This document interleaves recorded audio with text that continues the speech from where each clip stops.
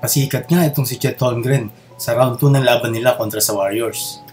Kumana nga ito ng 36 points, 10 rebounds, 5 assists, 2 steal, 2 blocks, 14 out of 22 sa field goal, 63% ito at 40% sa 3-point line. Silipin naman natin yung kanyang shot chart. Paskong Pasko talaga berdeng berde. Sa right corner nga lang ang pula at isa nga lang dito yung attempt niya. Pero namesa talaga siya sa loob ng paint. Makikita nyo naman na 14 yung attempt niya dyan. Makikita nyo nga dito na talagang subong-subo niya yung bola sa ring. Imayin natin yan mga chong kung paano halos kadali naka-score ng ganito si Chet. Alam naman natin si Shai Gilgeous-Alexander ang primary scorer ng OKC. Kaya ito rin ang dahilan kung bakit nakaraming opening itong si Chet.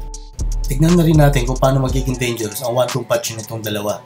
Nasigurado magiging gatasan nila ito sa mga susunod pa nilang mga laro. At syempre hindi natin maisasantabi yung pagiging unicorn ni Chet. Nagtala nga rin pala itong si Shai ng 40 points, 7 rebounds, 6 assists, 2 steals at 2 blocks. Pisahan natin sa play na to mga chong. Dito pick and roll ni Chet tsaka ni SGA. At dahil nga napaka-deadly nito ni SGA yung matake downhill, ay mapipilitan nga ito si Looney na mag-backpedal lang para salubungin ang pasugod nitong si SGA.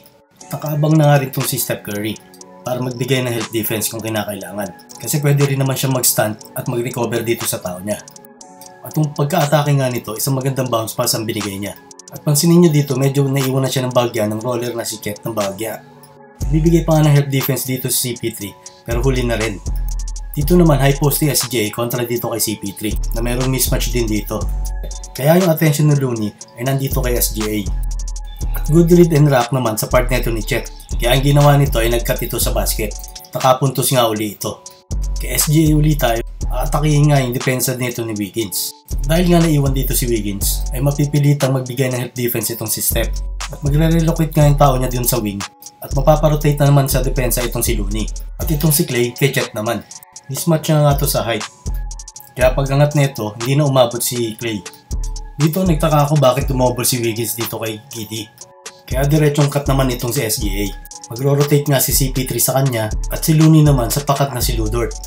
Kaya ang mangyayari, malaya na namang nakakilos itong si Chet. Easy 2 points na naman. SGA at Chet uli tayo mga chong. Pick and roll uli nila.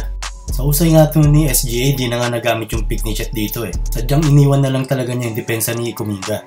Kaya napakumit na naman itong secondary defender na si Saric sa kanya. At nalibre nga na naman itong roller na si Chet para sa isang alley-oop. SGA uli, ISO naman dito kay Podziemski.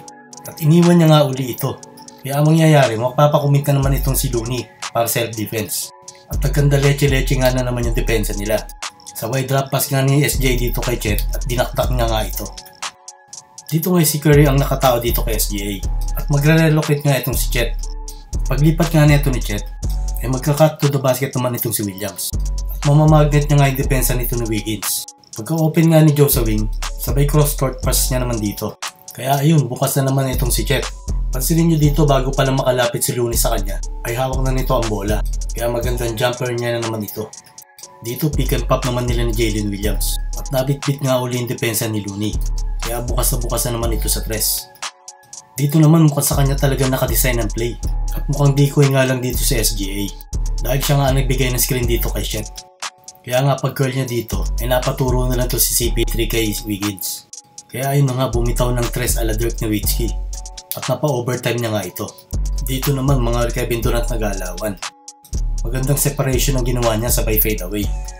Dito siya na rumebound, siya pa nagbaba, siya pa tumira. Sumabit pa nga dyan si Klay. Ito rin kagandahan sa kanya, nakikipagbakbakan siyang kumuha ng offensive rebound. Dito napatawa na nga lang si Curry kasi ang gandang depensa ang binigay sa kanya ni Chet. Yun yung disiplina, taas lang yung dalawang kamay. Pinayungan niya lang ito. Dahil nga rin dito kay Shai, kaya nagkakaroon siya ng magandang opening, mapalabas man o sa loob. Kaya future is bright para na rin dito sa OKC Thunder. Palike na lang ng video kung nagustuhan niyo ito. At pasubscribe na rin sa ating channel.